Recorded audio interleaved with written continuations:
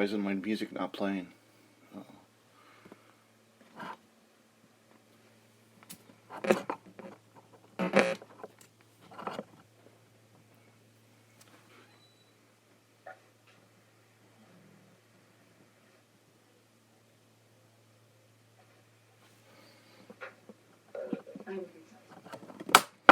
Oops. Shit. Hang on a second.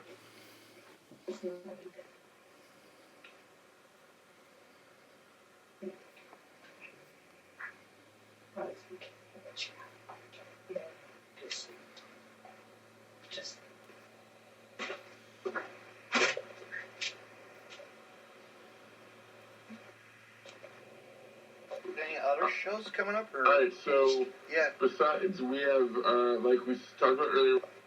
So anyway, fans, as we were talking about,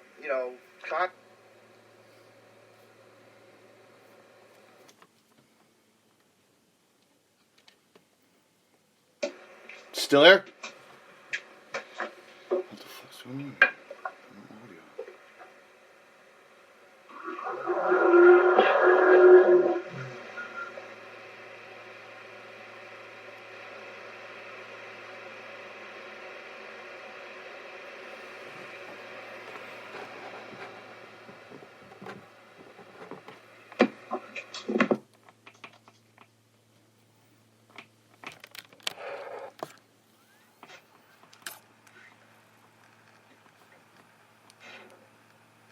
Well, I'm just going to wing it. You ready?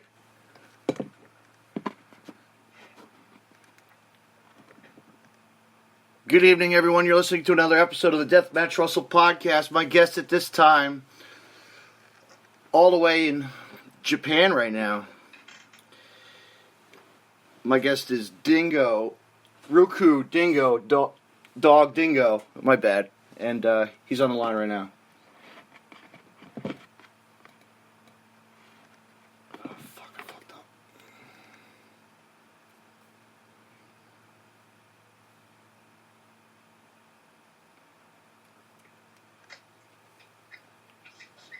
You're on the line right now. Hey, how are you?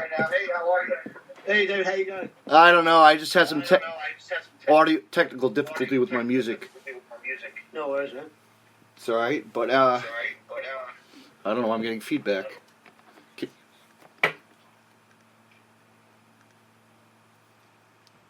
Can you hear me? Yeah, you're echoing big time. All right, want me to call you? Normally works better if I call you. Okay. All right. I'll just hang up.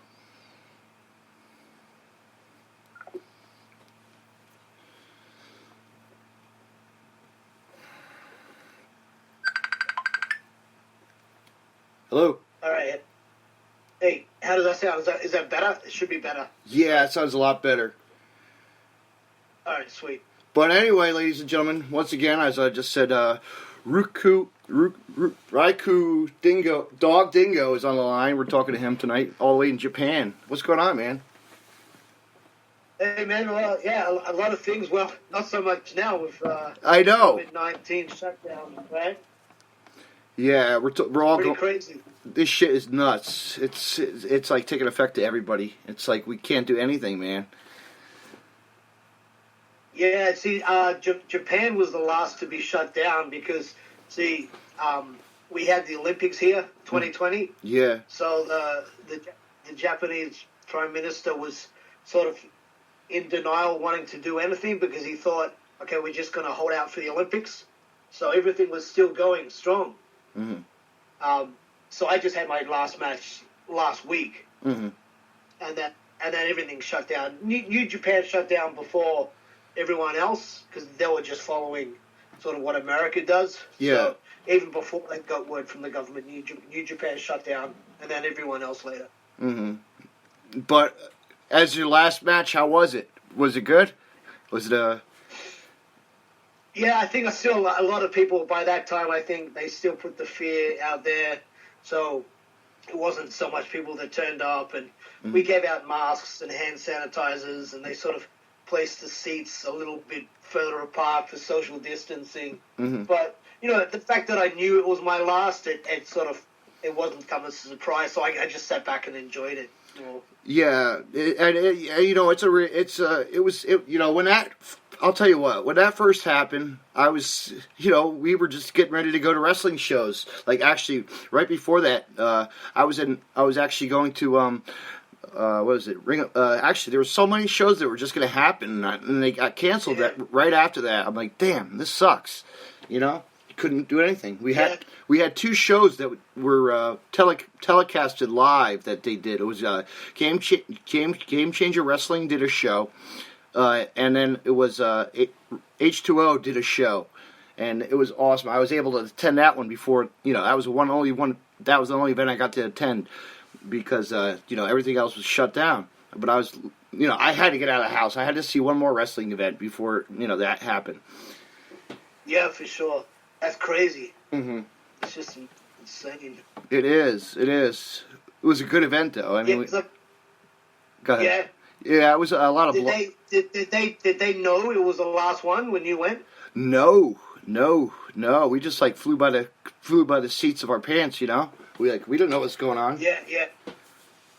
So then the owner, broadcasted and told everybody on social media that it was all future shows and the other companies as well, that there will not be any shows for quite some time.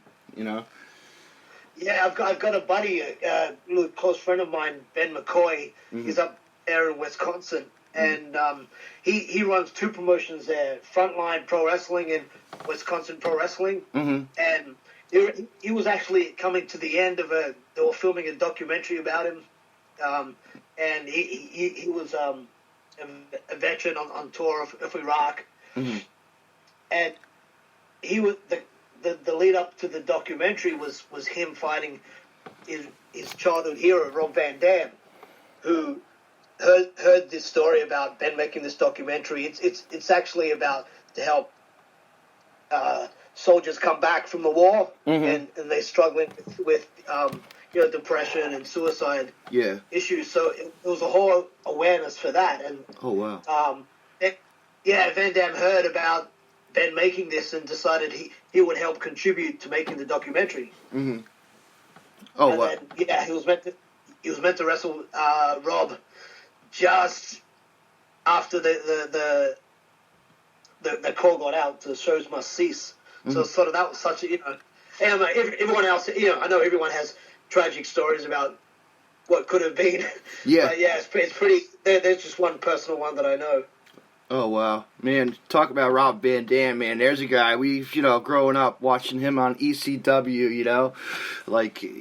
Blows my mind. How his career just was like something, and then you don't really see much of him anymore. I don't see him as much. Yeah, no, the crazy thing is something just pops up on my Twitter feed that it was just little clips of Van Dam wrestling mm-hmm. Bam Bam Bigelow in ECW.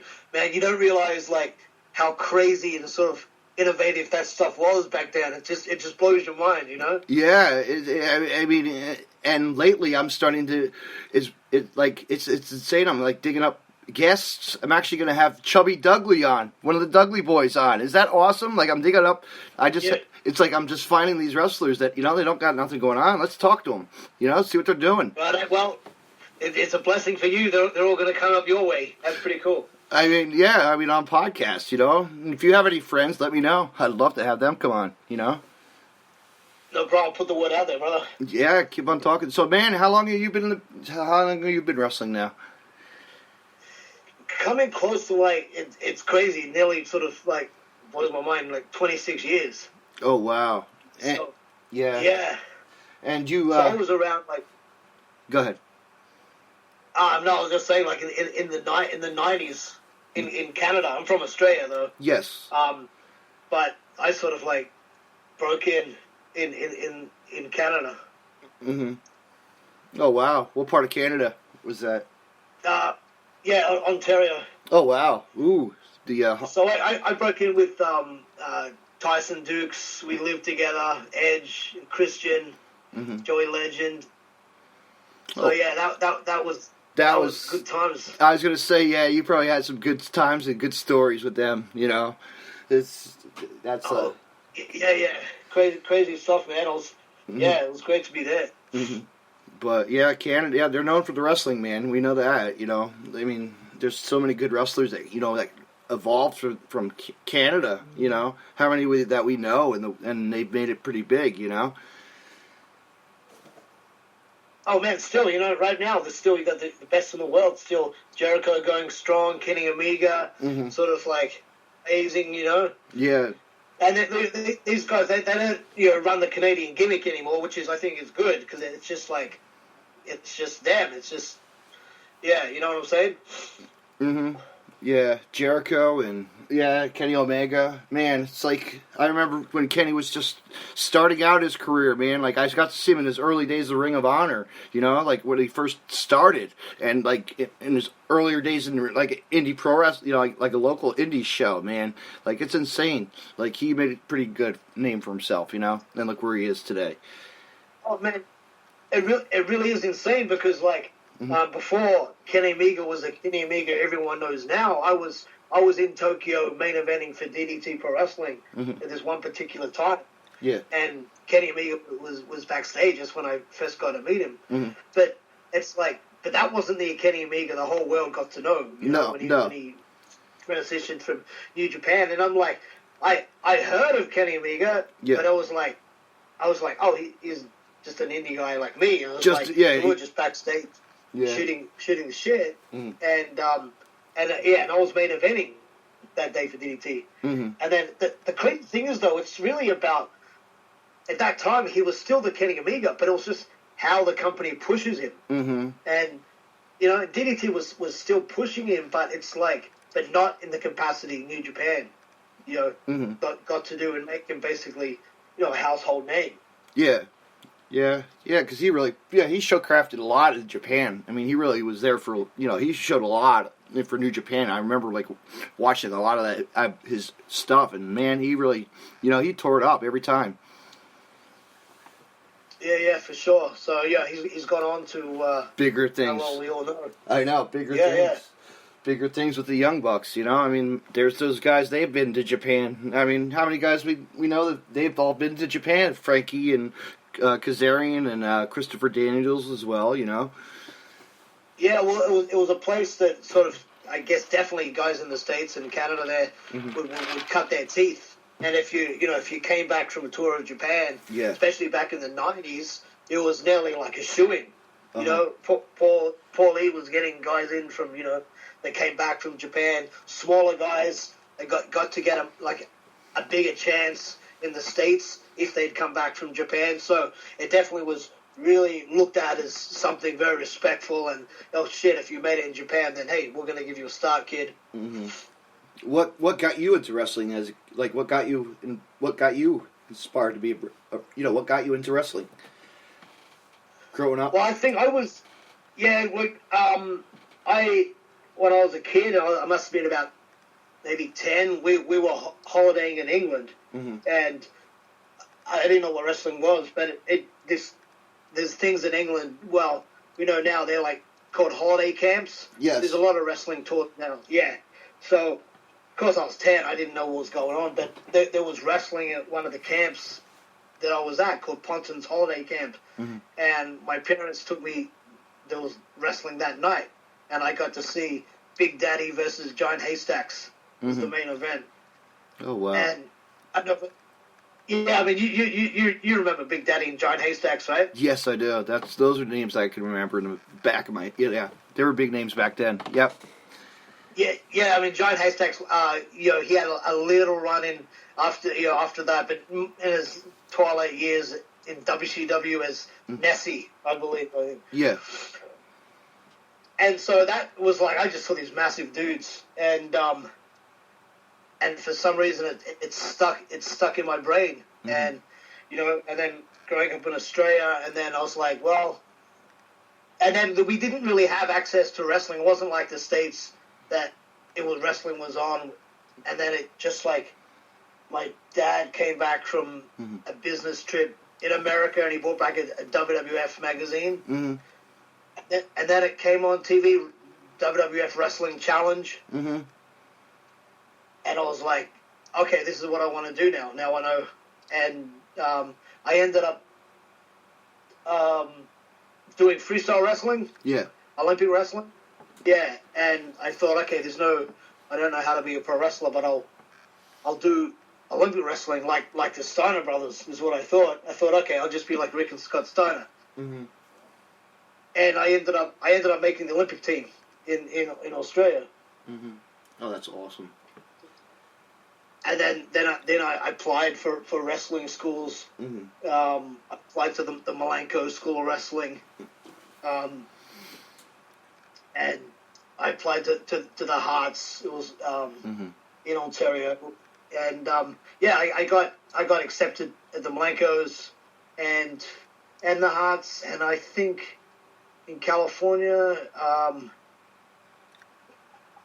Oh man, I forgot the name. But anyway, but I decided to go to the Hearts in Ontario, Mm-hmm.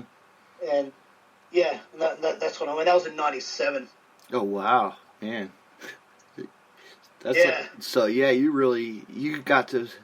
You got your first taste of it, and then you were like, wow, after this I got hooked, like when you said you went to that first show, and then I'm sure you went to shows just to see what they were like too, you know what I mean, as a fan too, to see what they were like as well, Oh for sure. Because I remember we went to the Skydome, and we were training. We're still green, but we saw Kane's first appearance in WWF TV. Oh wow. So that was pretty cool. And we were with Edge and Christian at the time as well, and they had just signed. They had just signed. I remember Edge just went away to do the his promo where he was like sort of the dark sort of vigilante sort of loner promo, the first one that he did. So I remember specifically he was like he went away because we used to like bunk with him. And then what happened was there was no right now wrestling is such a it's such a performance sport. WWF's got the performance center, but back in the 90s it wasn't really like that at all. It was just like they signed you and basically your tryout was a dark match, and then you just went from there. Yeah.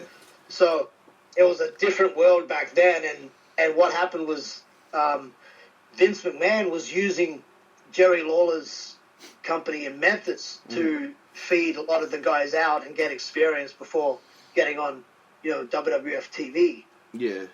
But at that time, Memphis closed down, and the company that I was running with in Canada was called ICW. And then, so Vince wanted to run a lot of the guys that he just signed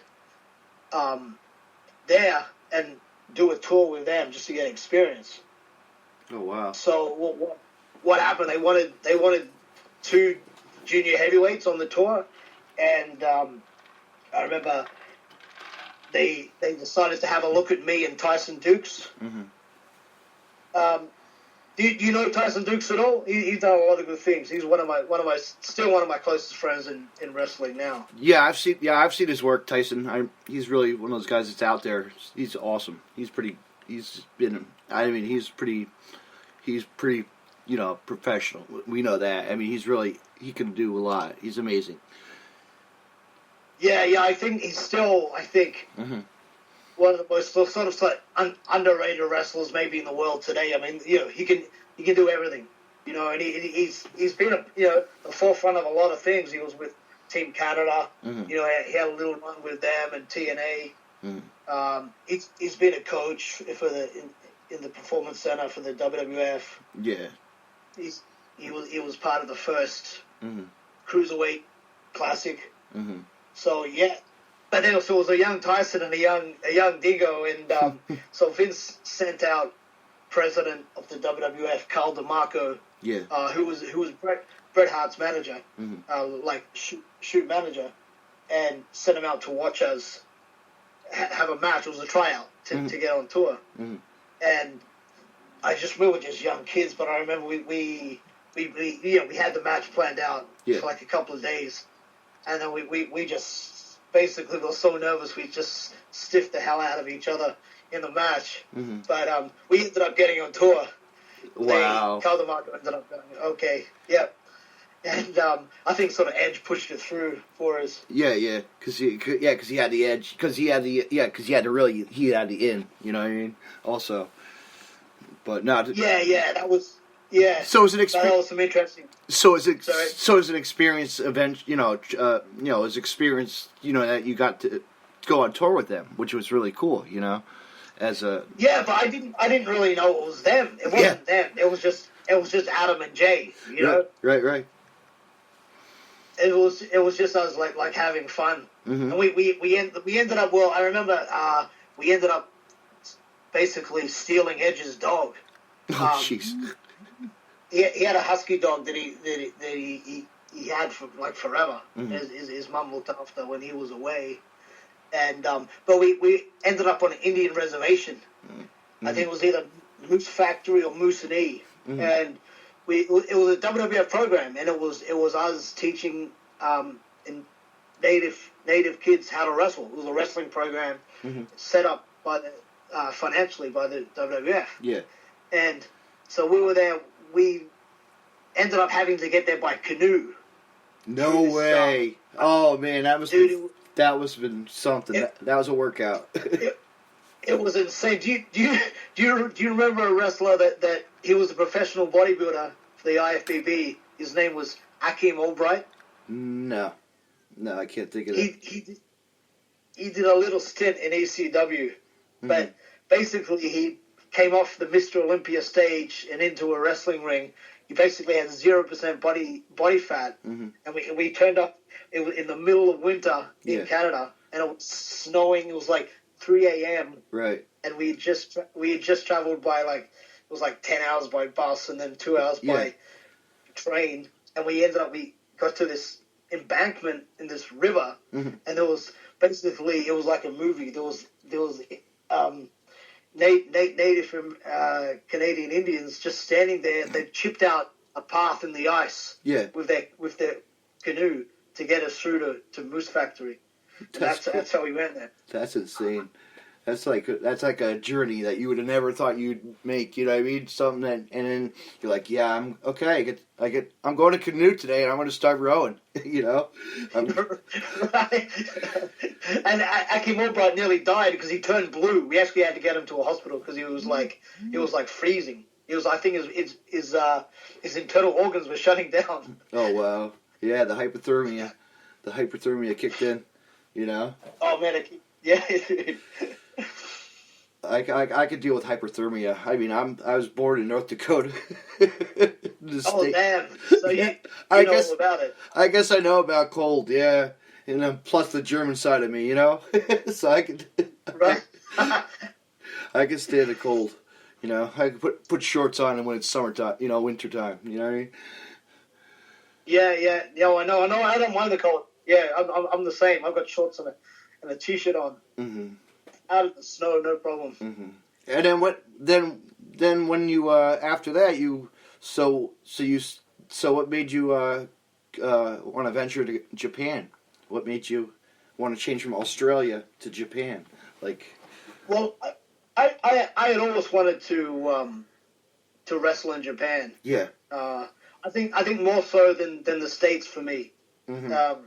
Because I just love just Japanese wrestlers, Tatsumi Fujinami, yes, Tiger Mask, Jushin Thunder Liger. Mm-hmm.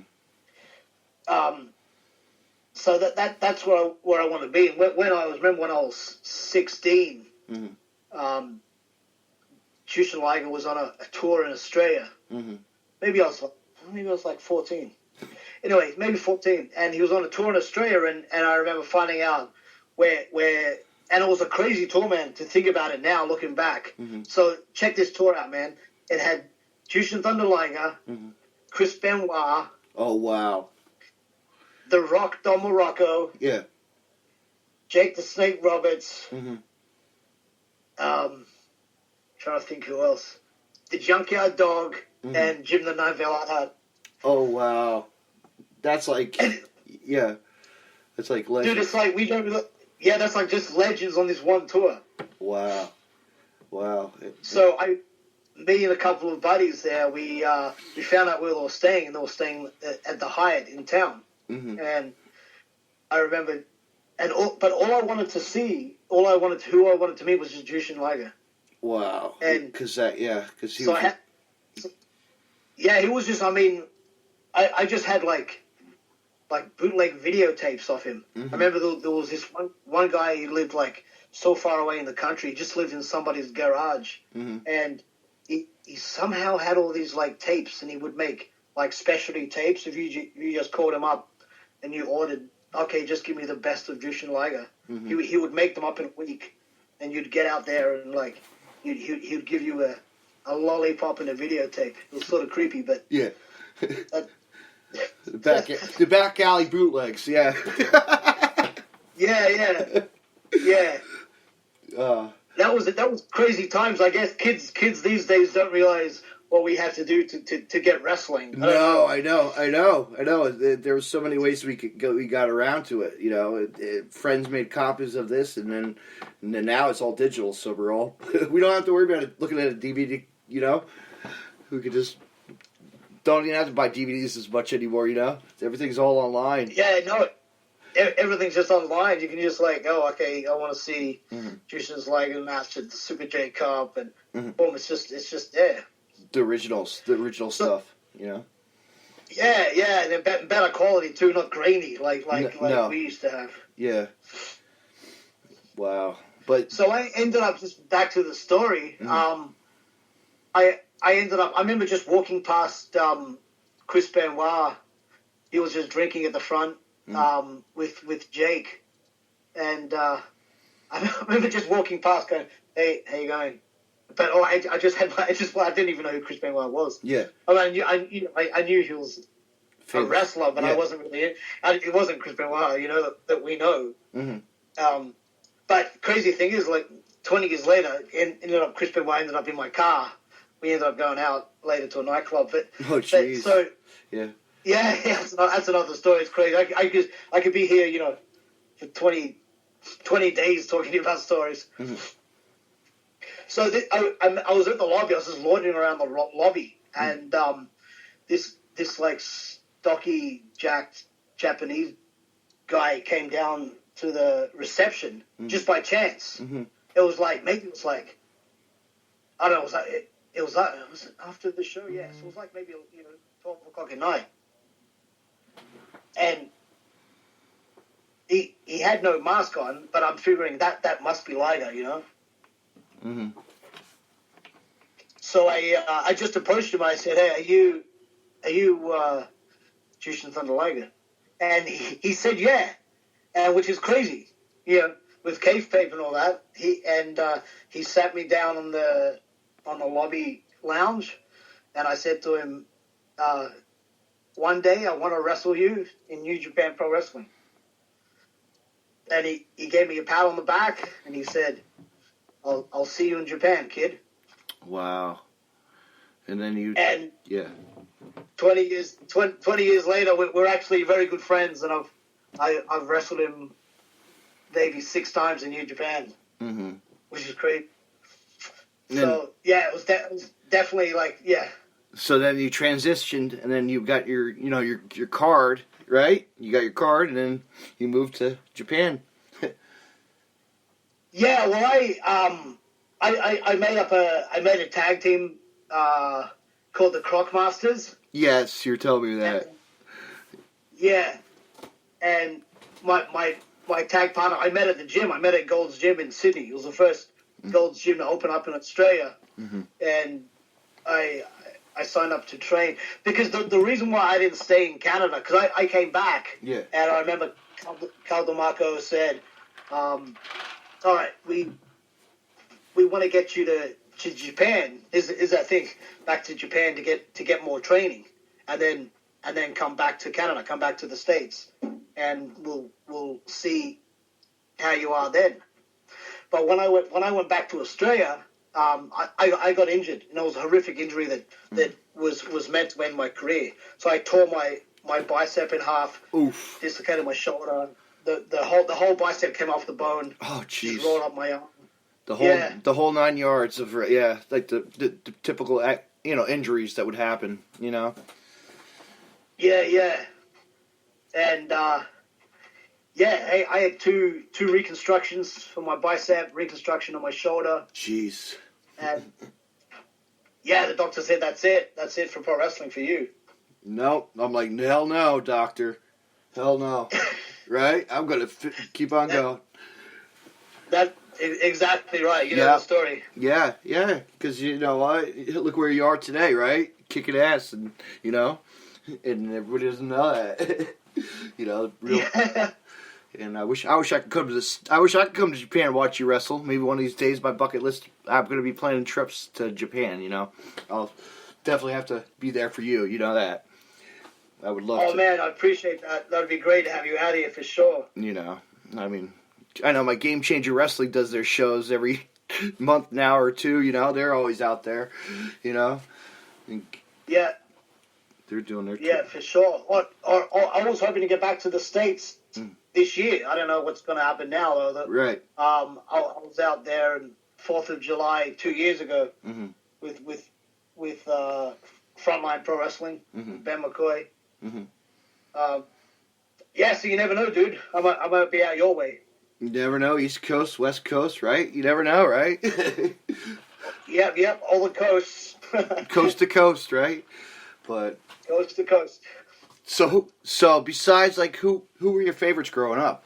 Of course, like I'm sure it was like Junkyard Dog to like Jake the Snake to. Oh yeah, because you remember, like, I remember one of the first sort of wrestling we ever really got our teeth into was, I don't know if you remember, but the videotapes, Lord of the Rings, The Ringmasters, Great American Bash. Yes. Where they had the Junkyard Dog versus the Missing Link. Mm-hmm. Oh man, the Missing Link, man! What a character he was. He was so. I remember. I'm just like, who is this guy? He's just like, he doesn't even look like he's from Earth. You know what I'm saying? Yeah, he was like the version of Hercules. Just the insane version of Hercules Hernandez. Remember Hercules? Yeah, see, that's a name that really stood out. That nobody really never got recognized, big time. You know what I mean? No, I loved Hercules Hernandez. Even when he teamed up with Paul Roma, they were pals in Roma. Yeah. I remember actually as a kid, WrestleMania 5 with my dad, going to WrestleMania in Atlantic City, New Jersey, watching the whole show, and he was on the card. Yeah, you were there. I was there. You were there. I was there. What? Yeah. That's awesome, brother. I got to see the Macho Man. I tell a story. You probably heard it on my podcast, but I always tell a story every time, and everybody loves it.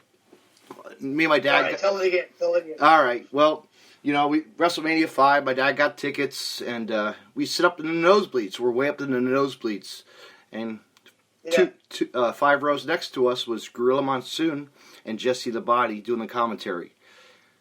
What? And I had a Mega Powers fluorescent sign, and I was so excited. Why wouldn't you?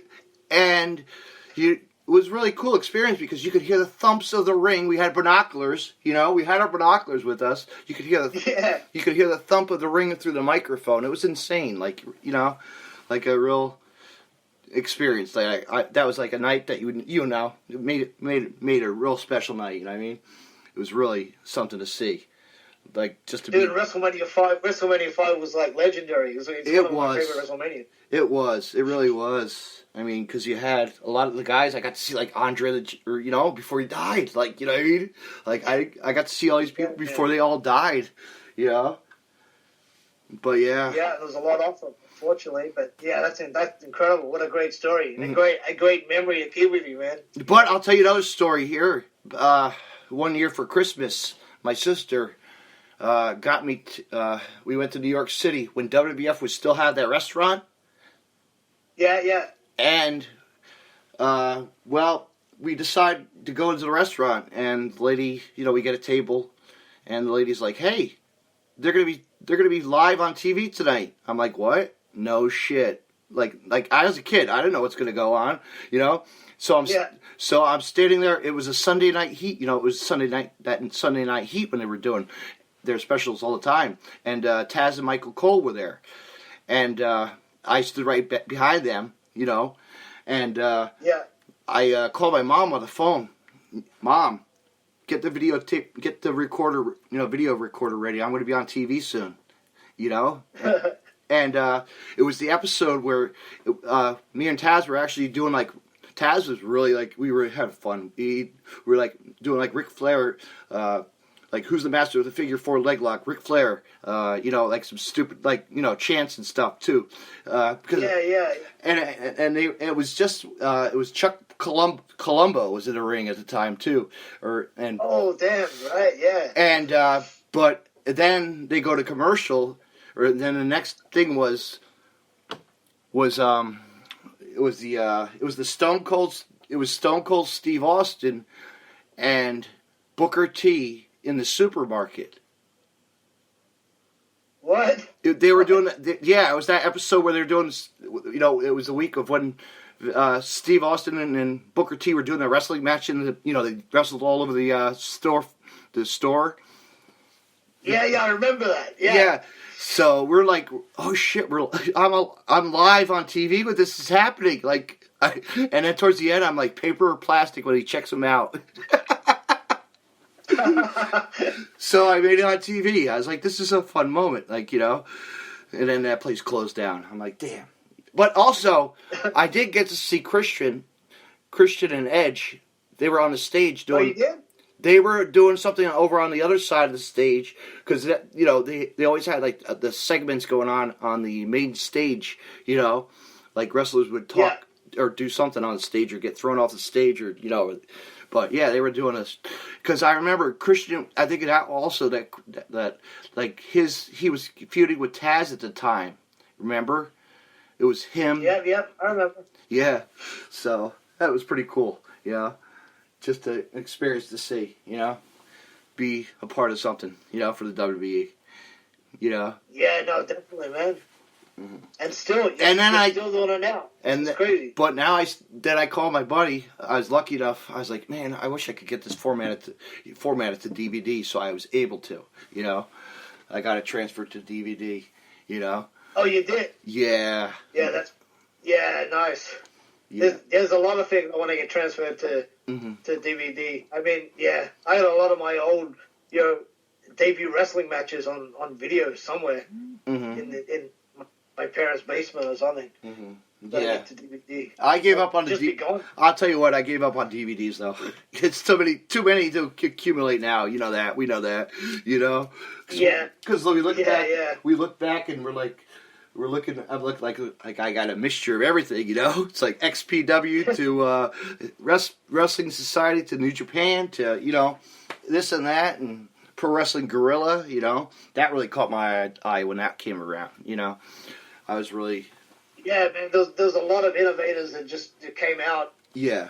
But I reckon a lot of them came out from because ECW was such a visionary company. Absolutely.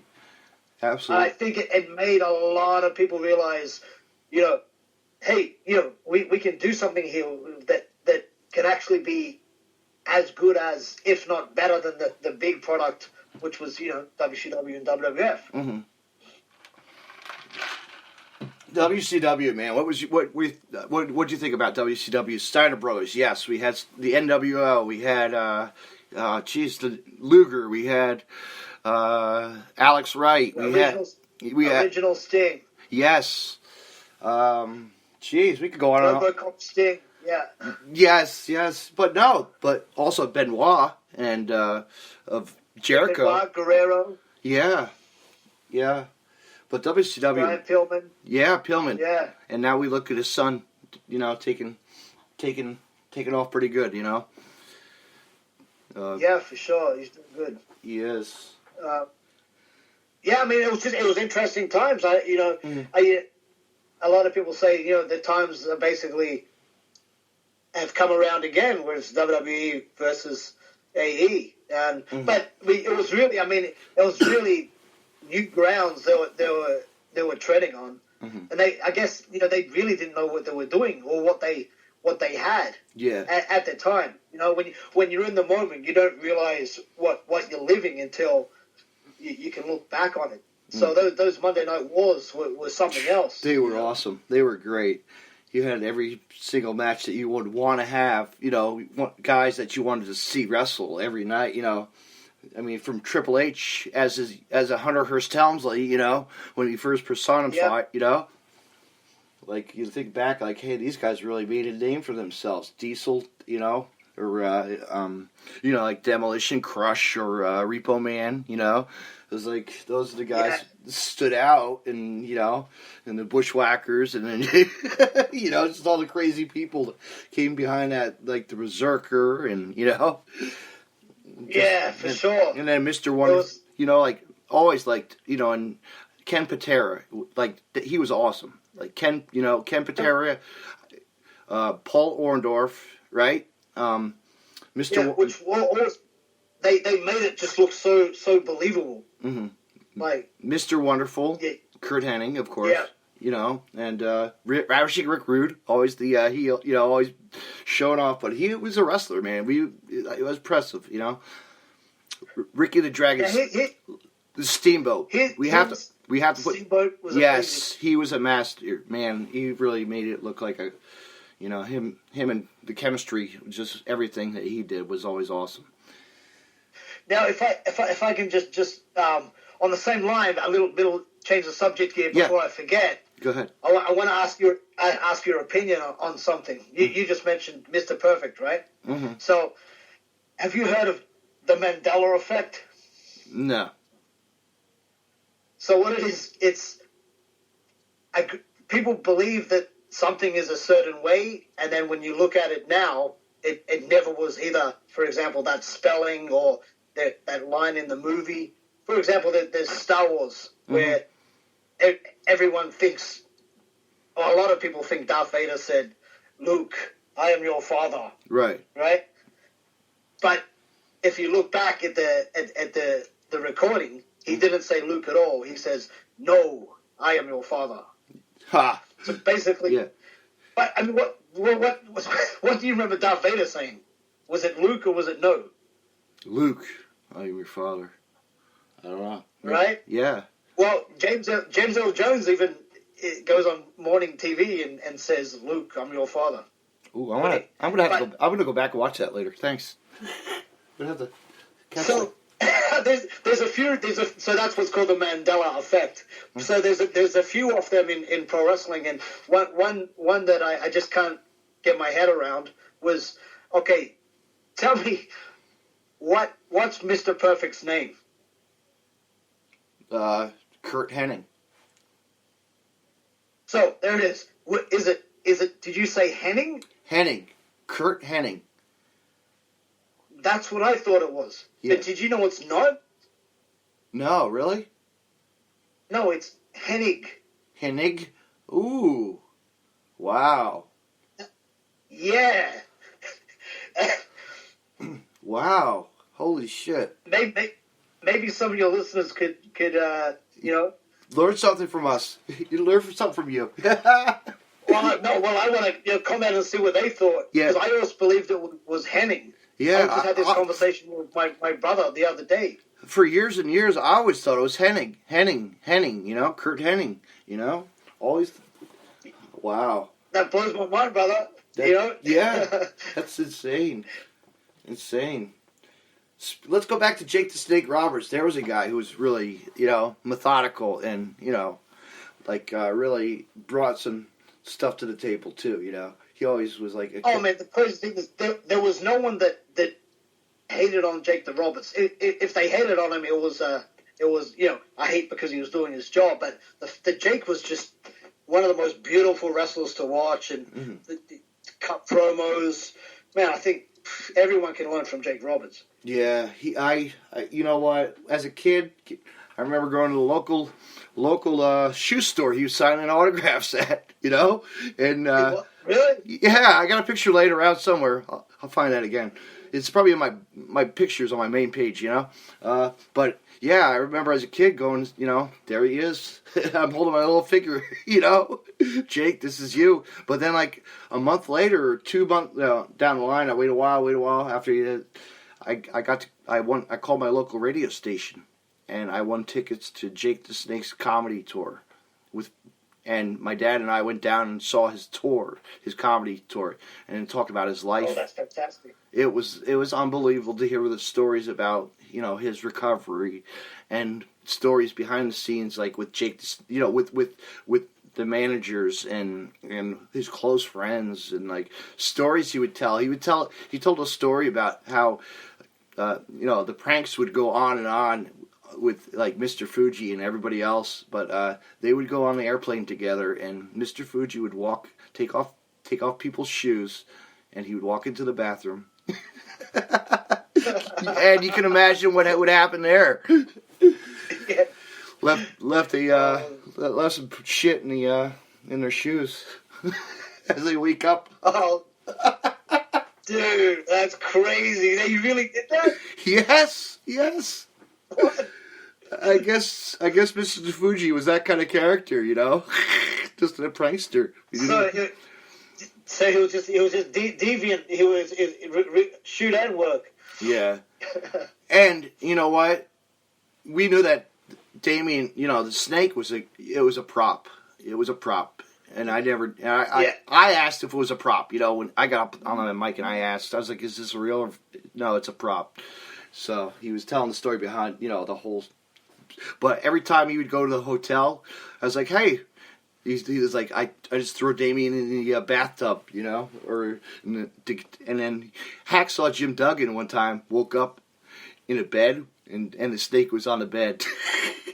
Like, oh man, that would have been terrifying to wake up to that, man. He wasn't expecting that. Yeah, or the girls too. You know what?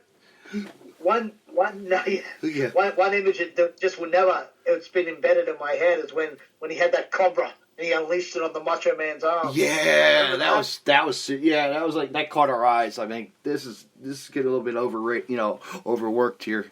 All right, we need to slow this down. You know, I mean, I couldn't believe that was even real. That the cobra was just latched onto to Savage's arm. It was intense. Like you got to give it to Randy. He was like, that's huge to say. Okay, yeah, we can do that. Mm.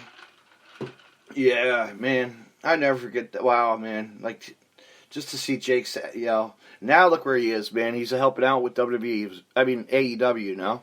It's, like, awesome. Yeah, he's doing great. And he's doing his, you know, his tour as well. He was just my buddy of mine in Australia. He just went to see him as well on his live talks, TJ. Mm-hmm. And, yeah, he got his picture with, they called a local zoo.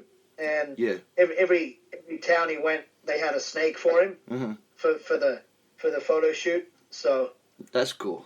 Yeah, it's still good for the fans. They can get a snake. I'm glad that they can use him on AEW because he's that kind of he's a good character to use. You know, like his character can help. You know, bring to the table a little bit more stories too. You know. Like, you look at what AW is doing. I think they're bringing these legends out, and they're really giving them a proper role that's not embarrassing. That they're really like a mentor role. You know, look what they've done with Arn Anderson. Yes. He looks fantastic, and there.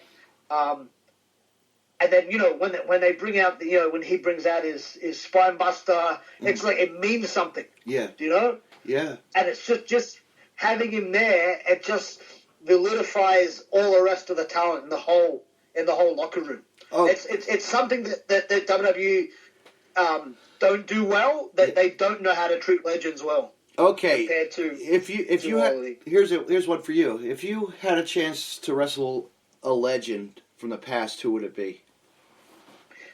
Oh, damn! You got me right on the spot here. I love doing this. Hey, you're throwing me questions. I'm gonna throw you this like the random stuff. I like this. You're right. Yeah. Right. Okay.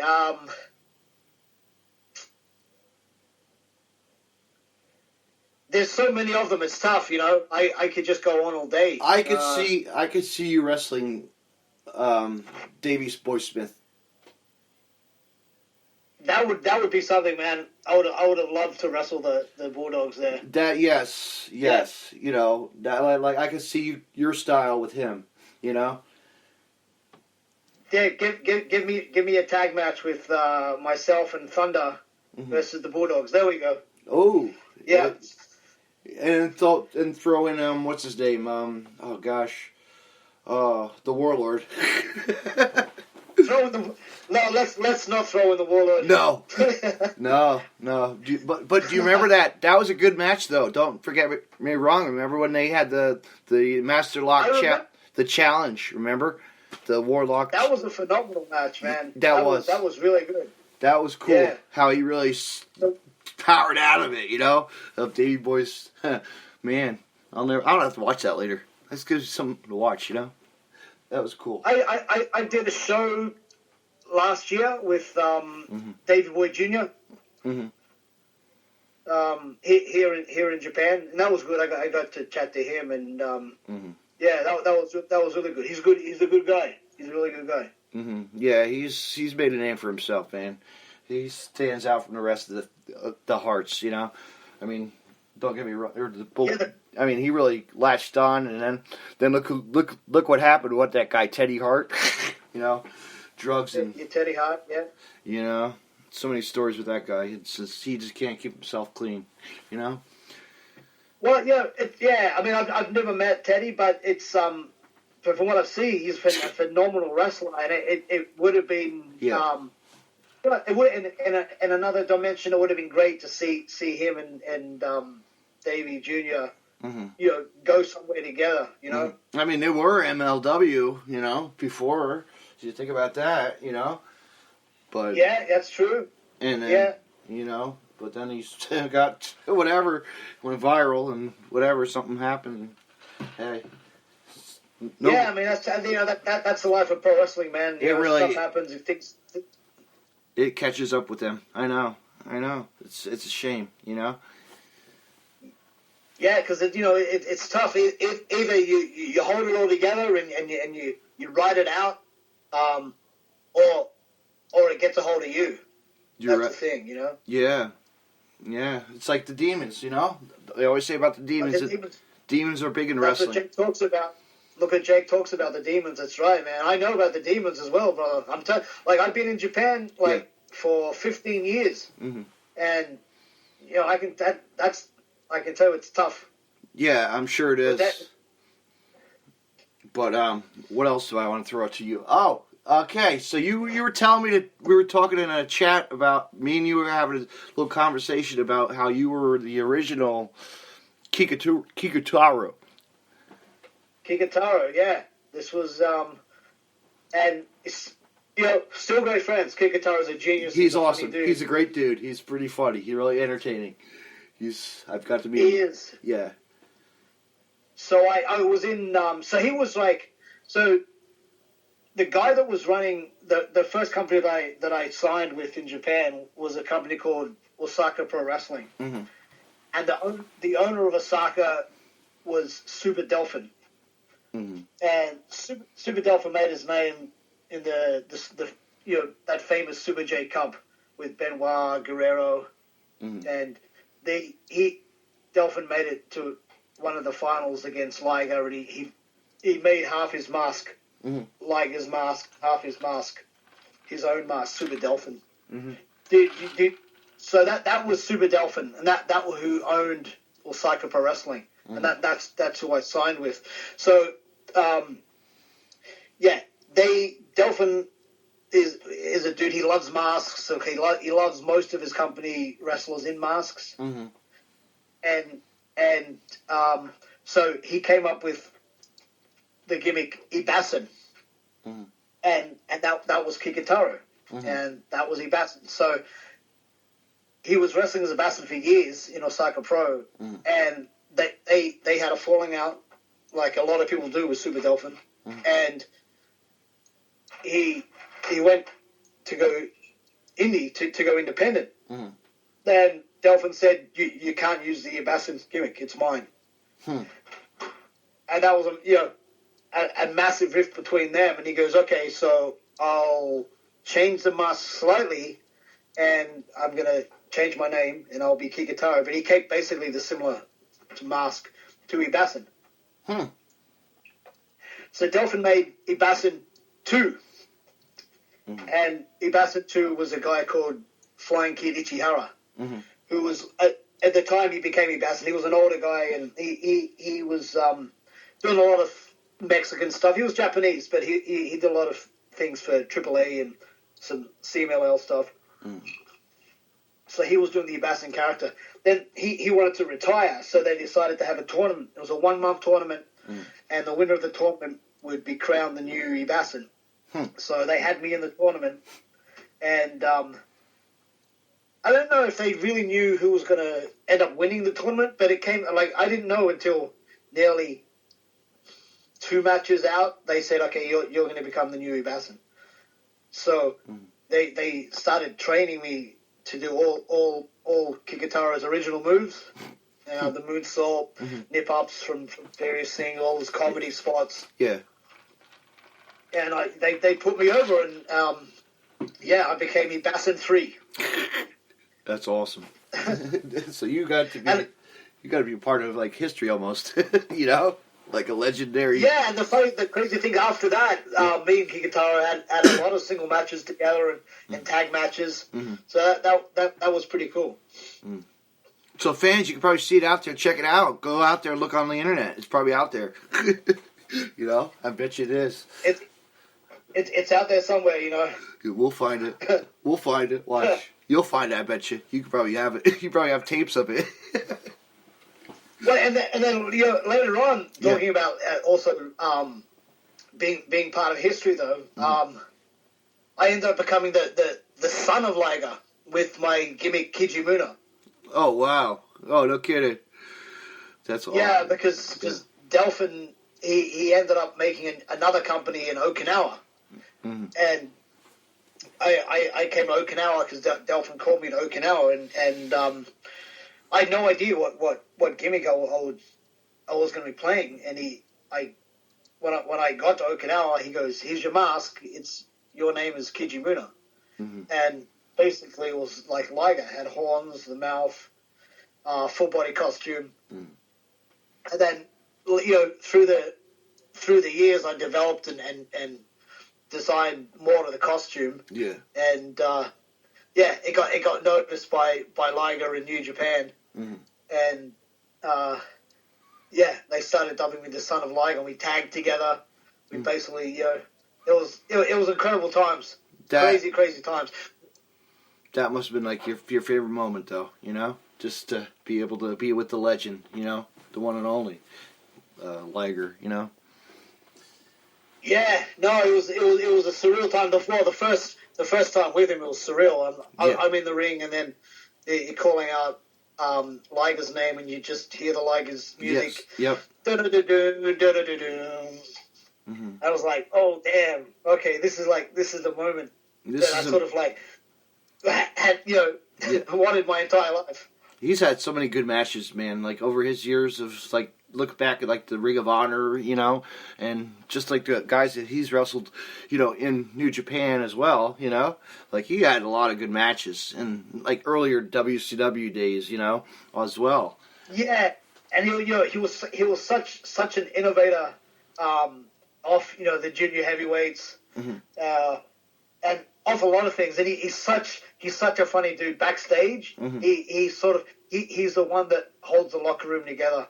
He's the ribber for New Japan, and you know when he you know, retired, I think New Japan will sort of definitely miss him in the locker room. That's for sure. And a funny story is I got to tell you this story because you know I know there's a rule in pro wrestling. If you're a wrestler and you're not on the card, always have your costume with you. Just in case. Yeah. Right? And I remember I learned that rule in Canada. And always have your costume, even if you're not on the card, because you never know. Yeah, because they could use you any time. Yeah, so company I was working for with Ryukyu Dragon, we were it was a New Japan show, and we were hired to help set up the ring. We set up the ring in the auditorium, and we had a booth, a merchandise booth at the front with a New Japan merchandise booth. Mm-hmm. But I wasn't on the card, right? Yeah. At all. But I was just setting the ring up, dude. Mm. But I remember the rule: just always have your costume with you. So I had my costume with me in my bag, right? Yeah. I'm like, and Liger, we set the ring up. Liger comes in, and I was like, "Hey, how you going? Good to meet you." Sashiburi in Japan, there's a word called sashiburi. I mean, it's like long time no see. Yeah, yeah. So we said sashiburi, and then I go back to all the other New Japan wrestlers come in, and it was Prince Devitt came in as well. First time I got to meet him, we had a chat.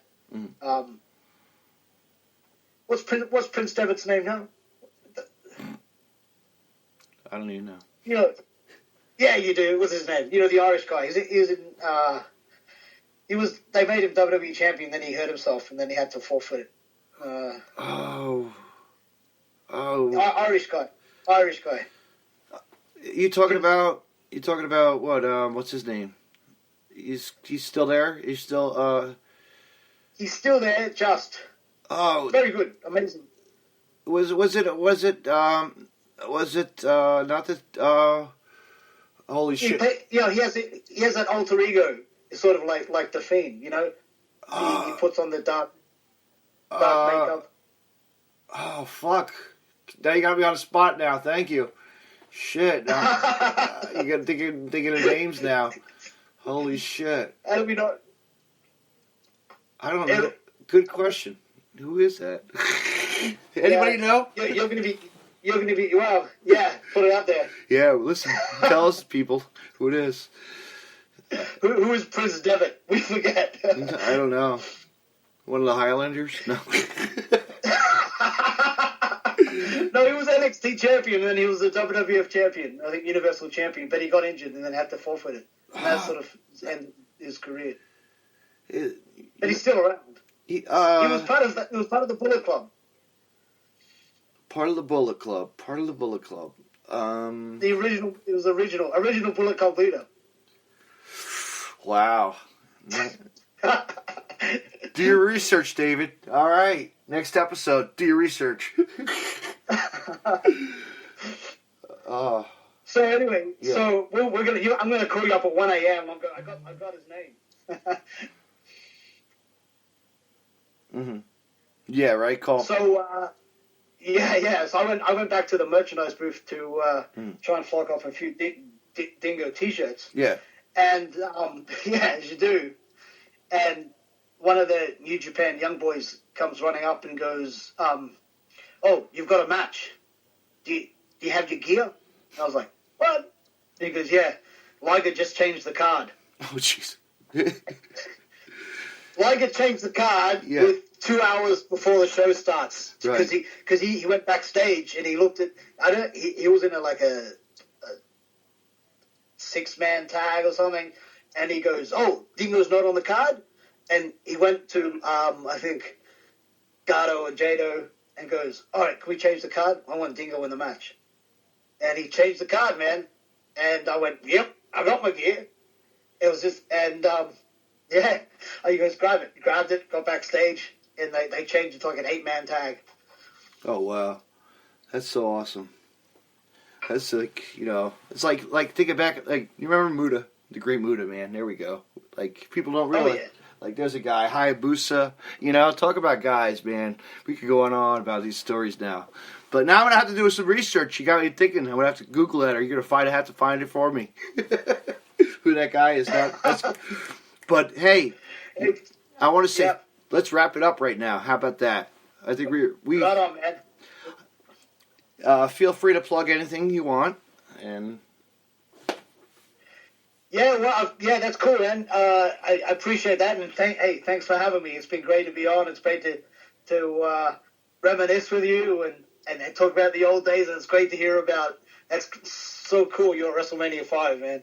But it's been great. I had a blast, man. I appreciate it coming on here, and yeah, and I guess the last thing I just want to say is, all the wrestlers out there, like you're going to push as well. Hopefully this ends and we get back to doing what we love. Mm-hmm. And fans, you can check him out on his social media at Twitter's at Ryukyu Dog Dingo. Instagram is Brian Dingo Cannon. And Facebook is Brian Cannon Ryukyu Dog Dingo. I want I to got say, so many wrestling names. yeah, it's like me, right? With my podcast, I got this, and I got my regular name, But I want to say, Brian, well, yeah, Ryukyu, yeah, whatever. We could AKA, whatever. But I want to say thank you so much. Dingo's cool. Yeah, I'm sure that's much easier for people to say. Ryukyu. But I want to say thank you so much for coming on the podcast. And you know what? Next time we'll do a podcast, we'll do a Facebook stream. I'd love to have you come back. Man, that sounds great, brother. That sounds really good. And I'm going to take a picture of my WrestleMania ticket and show you. How's that? Dude, you're right. Yeah, sweet. Let me see that. Actually, you know who I actually had sign it? I didn't get to see him at the show. I had, even though they lost the match, I had Marty Jannetty sign it because he was at a local show in my town one time, So, oh, that's cool. why not, right? Even though he lost, I had to have somebody, at least from WrestleMania, sign it, But Awesome. as well, I'm going to be sending you a package, so stay tuned. Oh, man, I appreciate it. I'm going to send you That's cool. send you some merchandise as well for coming on as a guest. Appreciate that. And you could swap me a t-shirt too if you'd like to. How's that? Oh, I definitely would. I've got a new T-shirt actually coming out. Oh, cool. Actually, it'll be out next week, so you'll be one of the first to get it. That's for sure. All right, but fans, that's business off air. But you could go to our merch and buy it. Come on, we got merch and we'll sell it all as we sell it. See him at a show. When there's a show, you can buy a shirt from himself and me too. We have to make the money somehow. And but right in these times. Yeah, but now it gives you time to make some cool designs and stuff, which is awesome. It really also a lot of guys are actually doing that. You see that they're some pretty sharp shirts they're designing. They're always. Oh, yeah, there is. I mean, now's the time for everybody to go designing. But anyway. Well, yeah. Who knows? The COVID-19 might bring people's consciousness up. Everyone's designing. That's pretty cool. Yeah, it really is. It is. I'll call my friends up, have them design something else. But no, I want to say thank you so much for coming on, and have a good night or good day. Good day, right? Good day. Good day. Good day. Or good night in Japan, and but I want to say thank you so much for coming on. It was an honor to have you on my podcast, and we had so much fun, and we'll do it again. We'll do it again for sure, brother. Yep. Let's do that. Have a good day. All right, bye. You too. All right, peace. Fans, wow, that was an awesome interview. That's one of my, I think, favorite current ones of today. And fans, that was Ryukyu Dog Dingo, a wrestler professional wrestler, and he's from Australia. From Australia, and he's he wrestles in Japan, and he's amazing. So fans, get to check him out anytime. Go back and look at his footages on his website, on his YouTube channel, Ryukyu Dog Dingo, and check it out. He has been in the ring with lots of guys, and he's thirsty to get back in the ring with all the other guys as well. So when the time is right, he's ready to go. Fans, stay tuned. Thursday night, this Thursday night, I'm going to double check my calendar because yes, Thursday night at April 16th at 8 p.m. I will have live on Facebook stream. My guest is going to be Bay Region, ECW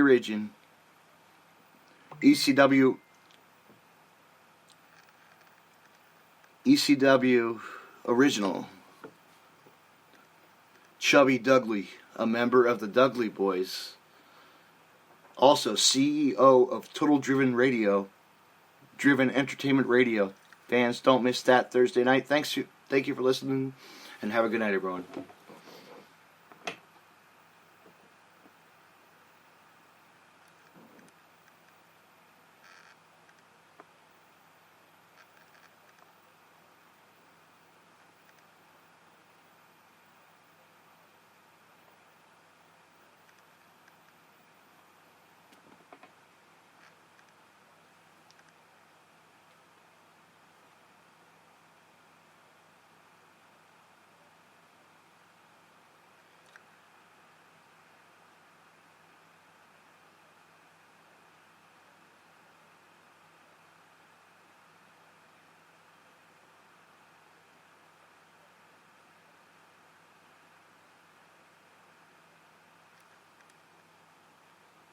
Hey, wrestling fans, I want to mention Collar and Elbow. Collar and Elbow was founded on traditional values of professional wrestling. Two entities working together to create a product intended to connect with people on an emotional level. A symbiotic relationship where one cannot flourish without the other. We strive to create a product that embodies our passion for professional wrestling expressed through street fashion. Visit collarandelbowbrand.com and use the promo code DeathmatchRussellPodcast and save 10% off when you make a purchase. Collar and Elbow, where wrestling passion meets street fashion.